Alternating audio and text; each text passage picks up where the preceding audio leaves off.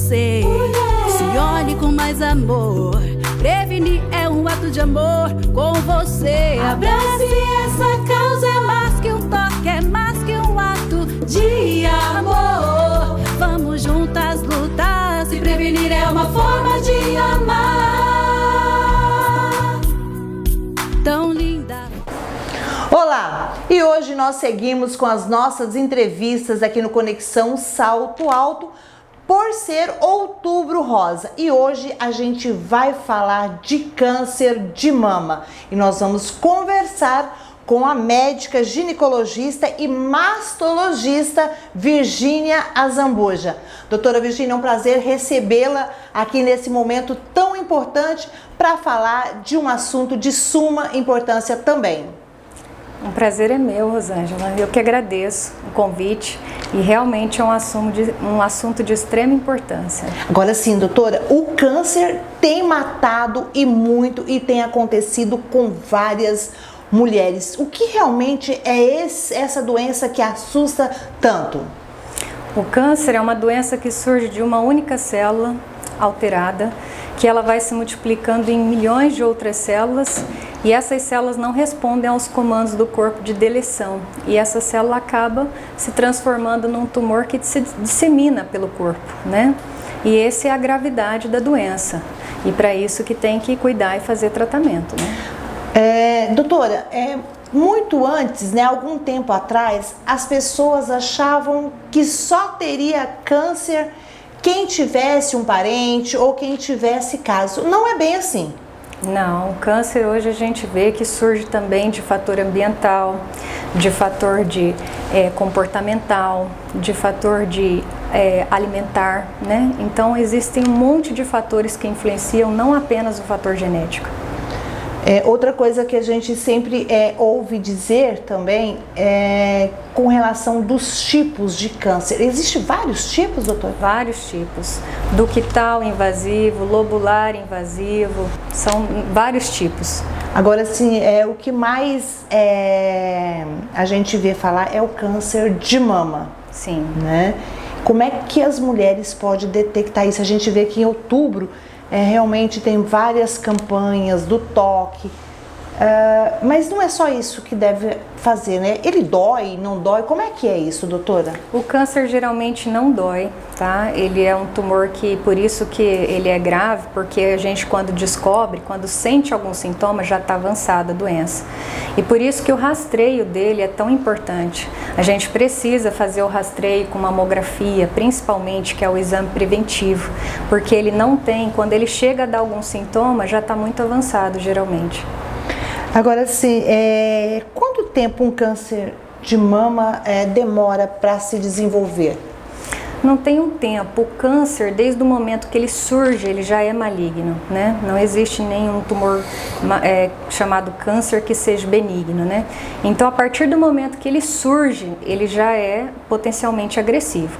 E a gente vê que tem tumores pequenos que são mais agressivos do que tumores grandes. Tudo depende da classificação deles, né? Então, a gente tem, por exemplo, o triplo negativo e o ER positivo, que são a imunistoquímica do tumor, que é os mais agressivos que tem. Então tudo depende da análise do tumor e não só do tamanho, né? Então tem que avaliar. Geralmente a orientação é que as mulheres façam o autoexame.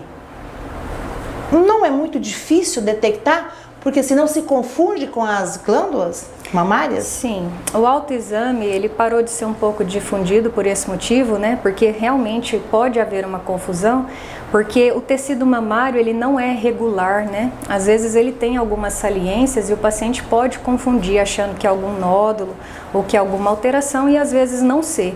Então a gente orienta a fazer para ver que o paciente, conhecendo a sua própria mama, ele tem uma facilidade de encontrar alguma alteração mais precoce, né? Então é importante fazer por esse motivo.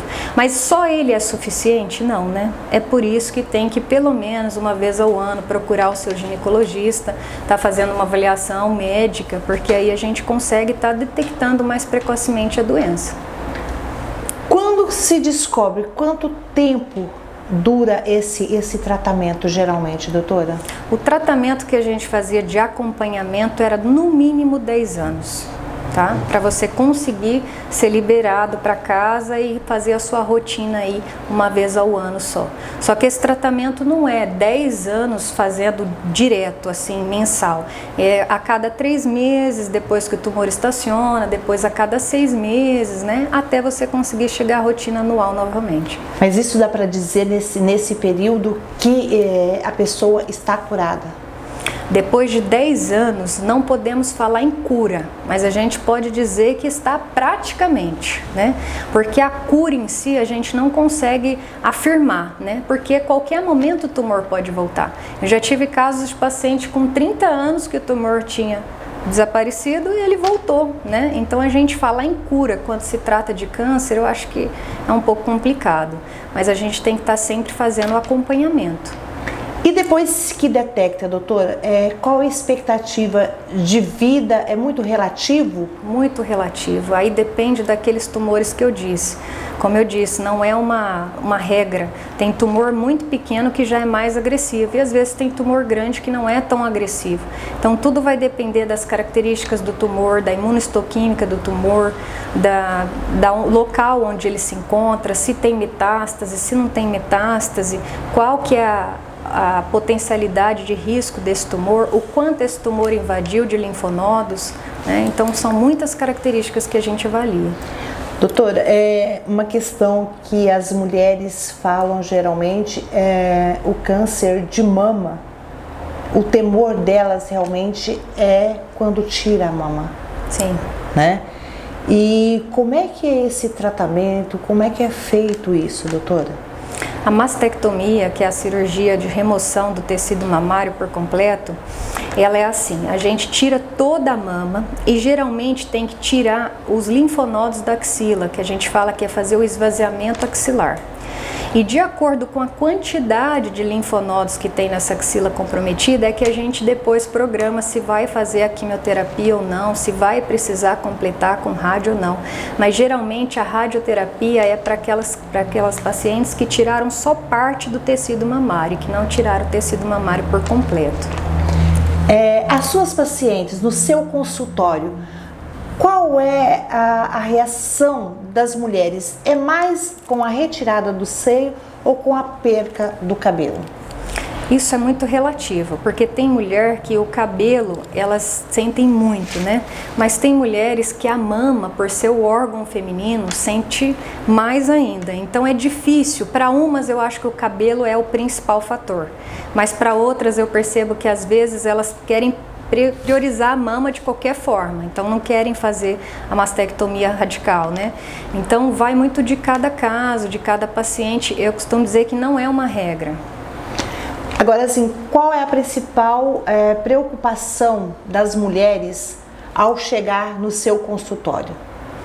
A preocupação, acho que tem que ser de todas, né? É do cuidado, da avaliação, do rastreio. Gente, hoje o câncer de mama diagnosticado precoce, ele tem uma sobrevida enorme. Mais de 90% se fala hoje de sobrevida diagnosticada em menos de 10 anos. Então, acho que a preocupação é essa, né? Em diagnóstico precoce, em ter o tratamento, o diagnóstico adequado e o quanto antes. Outra coisa que a gente sempre diz, doutora, a partir de que idade tem que se fazer a mamografia? Quais os cuidados que tem que ter? Realmente a mamografia é agressiva ou não é? Como que é esses exames? A partir de que idade? A partir dos 40 anos. A mulher, a partir de 40 anos, ela deve iniciar o rastreamento mamográfico. E pelo Ministério da Saúde falam-se a cada 2 anos, mas pela Sociedade Brasileira de Mastologia a gente vê que se fizer a mamografia a cada 2 anos vão passar muitos tumores despercebidos, então por isso a gente pede que seja anualmente a partir dos 40 anos. Em relação aos cuidados, né, é esse de fazer o rastreio anual, né, de não deixar passar, porque às vezes tem pacientes que fazem uma mamografia e passa lá 5 anos, 10 anos, né, aí vai fazer a outra. Então tem que ter esse cuidado, não adianta só fazer uma vez, tem que ter uma constância, tem que ser sempre. Quais os exames são solicitados para as pacientes, doutora? geralmente? Exames laboratoriais de rotina, né? Exames de ultrassonografia, tanto da mama, mamografia para as pacientes acima de 40 anos e geralmente aquelas que já estão na menopausa pode-se pedir uma densitometria óssea para avaliar os ossos. Geralmente as pessoas falam também, acho que a gente já falou a respeito disso, porque minha mãe teve, a família teve, esse não é o fator principal hoje. A família não é que não é o principal, ela é sempre importante. Aquelas pacientes que têm um histórico familiar, essas têm que sim tomar um cuidado maior, porque elas têm na genética uma disposição maior de desenvolver o tumor, né? Mas não é só isso, né? Porque se a gente focar só na genética, então só quem tem fator de risco que deve fazer o rastreio, não é assim que funciona, né? Então o rastreio tem que ser para todas, mas lógico que quem tem parente de primeiro grau, né? Uma mãe, uma irmã, uma tia, né? Uma prima de primeiro grau, essas têm que tomar o maior cuidado sim com a doença. As mulheres que não tiveram filhos ou que não amamentaram, elas estão mais propensas a ter câncer de mama? Com certeza. Por quê? Porque o tecido mamário ele é cheio de glândulas e essas que não amamentaram ou não gestaram, as glândulas não se desenvolveram bem, não terminaram, não completou o desenvolvimento mamário. Então por isso tem uma propensão maior a desenvolver a doença. Quem tem prótese ou coloca, também está mais sujeito ou não? Não, a prótese não tem nenhum risco a mais. Nenhum risco a mais. Doutora, nós estamos caminhando aqui para a finalização. Eu queria que você deixasse um conselho para essas mulheres, né, dizendo que elas devem, como elas devem proceder, né, no seu dia a dia. Olha, o conselho que eu tenho para deixar é que o câncer é uma doença muito invasiva. Hoje, da causa ginecológica, ele é o segundo tumor mais frequente que comumente afeta as mulheres. Então, essa é a importância dele. Como ele é o segundo mais frequente na população feminina, as mulheres têm que ter o conceito da importância dele. E eu vejo muitas pacientes chegarem hoje na clínica e falar assim, a mamografia não é importante, ou ela dói, ou aperta. Gente, mas ela é um rastreio mundial e ela é necessária, né? E às vezes eu tenho até dificuldade que o paciente faça. E aí a importância do Outubro Rosa, né? Não é só para ensinar a palpar a mama ou para ensinar a importância do câncer, mas para também explicar a importância da mamografia para essa população, né? Que ela precisa fazer esse rastreio. Então, se for para deixar assim algo para vocês, eu oriento que o rastreio precoce é o melhor tratamento, né? Porque se você consegue diagnosticar um tumor precoce, você consegue tratar ele menos invasivo, né? É um tratamento mais fácil e com certeza uma sobrevida maior para esse paciente. E a orientação também, qualquer sintoma, qualquer cuidado que tiver, tem que procurar um médico. Com certeza, porque a mama é, como eu disse, um tecido muito irregular e só o paciente que não tem habilidade, que não tem às vezes a instrução necessária para estar avaliando e às vezes ele não consegue entender o que está acontecendo. Então sempre é importante o auxílio de um profissional nesse momento para estar avaliando, para estar orientando se precisa biópsia, se não precisa, o que é necessário fazer para que possa ser tratado da melhor forma. Doutora, muito obrigada pelas suas informações aqui. Com certeza nossas mulheres, né, estarão muito bem informadas e qualquer sintoma é só procurar você onde, como fazer. Estou atendendo ali na Clínica Santé, que fica na Avenida Marechal Rondon, número 1213. Para quem precisar, a gente está lá à disposição.